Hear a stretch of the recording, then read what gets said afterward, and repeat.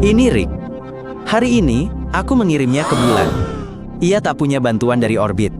Tak bisa kembali sebelum 3 jam kami menjemputnya. Ia memakai baju antariksa ringan, tanpa cadangan panas atau energi. Ranselnya berisi tabung oksigen dan panel surya sederhana. Ada juga alat universal, filter CO2 cadangan, dilici 2 jaygan dan kondensor air. Kondensor itu mengumpulkan kelembapan dari napasnya. Ia tak punya tempat berlindung kedap udara atau pelindung debu. Permukaan bulan kering, agresif, kilukian dan sangat sunyi. Tak ada udara, tak ada gerakan. Matahari terpaku di satu titik langit. Satu hari bulan hampir sebulan, jadi bayangan tak bergerak berjam-jam. Mudah gila di sini, karena sunyi dan cahaya terlalu rata. Dalam 20 menit, pakaian antariksa menjadi terlalu panas. Di luar panas, di dalam lembab. Uap air menumpuk di helm. Keringat mengalir ke bawah pakaian dan menumpuk di sana, karena tidak ada tempat untuk menguap. Denyut nadi meningkat, dan sistem pendingin bekerja buruk. Baterai mengeluarkan terlalu sedikit energi. Rick membalikan punggungnya ke arah cahaya untuk mengurangi panas berlebih. Namun, kelembapan meningkat, dan napasnya tersengal-sengal. Tekanan di helm stabil, tetapi Rick sudah merasa tidak nyaman. Ia merasa kulit di bawah pakaiannya menjadi lengket. Rick menyalakan kondensor. Beberapa menit kemudian, beberapa tetes terkumpul di tangki. Ia meminumnya lewat selang, tak menelan, hanya menahannya di mulut. Rasanya asam dan seperti plastik. Pendingin mati, energi tak cukup. Rick berusaha untuk tidak bergerak. Gerakan apapun adalah panas, napas, dan pemborosan sumber daya. 40 menit kemudian, ia masuk ke bayangan kawah. Sistem pendingin tak berfungsi, jadi ia memakai bayangan.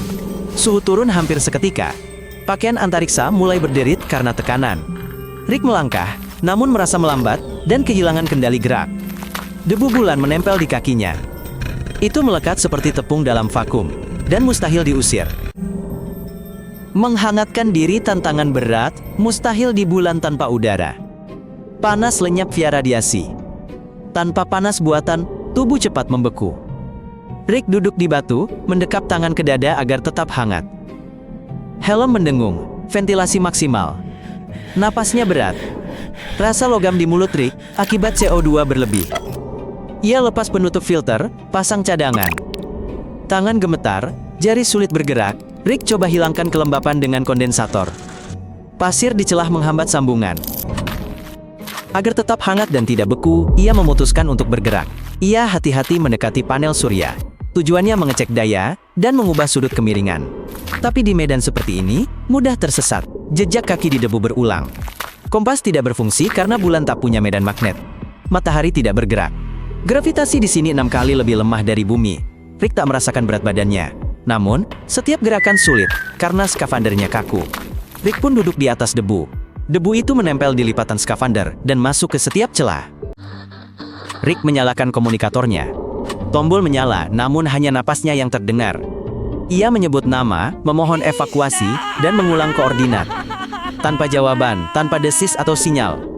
Helmnya mulai pengap, seperti sauna. Visornya terus berembun meski diusap. Kepalanya mulai berdenyut, terasa terikat erat. Tersisa sedikit di atas 1 jam. Rick menatap langit, namun tak lagi melihat bumi. Dia keluar dari bayangan dan kembali ke panel surya yang tetap terang di tepi kawah. Daya sedikit meningkat. Rick menyalakan pendingin dan langsung merasa kedinginan. Suhu di dalam pakaian antariksa di bawah 15 derajat. Dia menggerakkan kaki untuk melancarkan peredaran darah. Getaran halus menyebar ke seluruh tubuhnya. Telapak kakinya mati rasa. Sarung tangannya lembab di dalam, tidak bisa ditekuk lagi. Rick mencoba menekuk jari, merasakan kram di pergelangan tangan. Dia duduk memegangi tangan di dada seolah itu membuatnya hangat. Dia duduk diam, hanya menatap debu. Bibirnya kering dan pecah-pecah. Tersisa sekitar 40 menit. Rick bangkit, melangkah, lalu jatuh. Perlahan, seperti di air. Gravitasi melunakkan jatuhnya, tapi tak memberinya kekuatan untuk bangkit. Ia berbaring, tertekuk, punggungnya terasa hangat, jari-jarinya dingin. Ia mencoba berbalik, namun pakaian antariksa menghalangi. Di langit, bintang-bintang bersinar. Di latar belakang, bumi hitam. Bumi seolah bergerak. Ini ilusi. Rick merasa lemah, seperti usai sakit. Pikirannya mulai kabur. Ia ingat mengapa ada di sini, lalu langsung lupa. Udara di dalam sudah lengket, dan Rick menyalakan ventilasi darurat. Sistem memberi dorongan singkat, namun katup macet. Ia coba sambungkan panel langsung. Tangannya tergelincir. Sarung tangan merobek jahitan dalam. Debu masuk ke dalam retakan.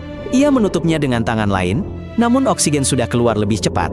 Ada sensasi terbakar di paru-parunya, dan Rick mulai batuk. Setiap hembusan napas terasa sulit. Ia tidak tahu berapa banyak yang tersisa. Layar berkedip dan macet. Rick hanya bernapas, pendek dan cepat. Ia hanya akan bertahan maksimal beberapa menit. Rick sudah memikirkan kematian, tapi titik hitam muncul di atas cakrawala, sebuah kapal penyelamat.